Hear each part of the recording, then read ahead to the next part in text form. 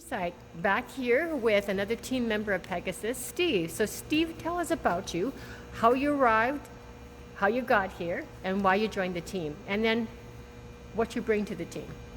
Okay, so my background is in engineering. I went to Ryerson University for aerospace engineering, and from there worked for a company out in Vancouver called Avcorp Industries, where they do structural supplying of components for Cessna, Bombardier, basically, and Boeing.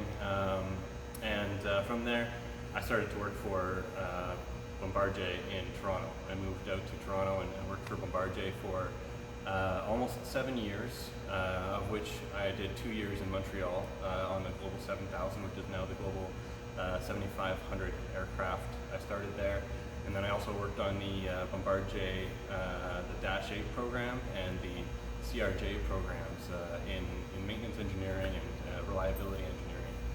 So, you've seen the project go from design to prototyping to manufacturing.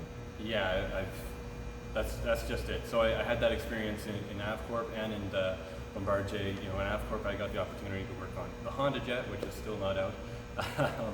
But and also a little bit of F-35 work as well, which was really interesting. And then at Bombardier, we started from scratch, building a brand new aircraft, and I got to work on the final assembly line design. So that was a lot of fun to spend 2 years in Montreal working on a brand new business jet. And so, you moved here recently from Vancouver to join the team, and you're going to be working on their new product. Yeah, so as you can see, we've got this drone behind us here that the team already uses to do the work that they do out in the field, but it's got some limitations, and what we're trying to do here is extend the range and extend the capabilities of the aircraft so that we can make a bigger impact.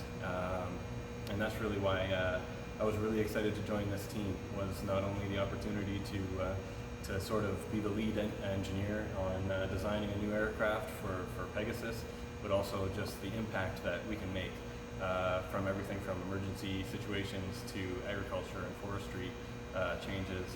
We can just really revolutionize that side of the industry with our products.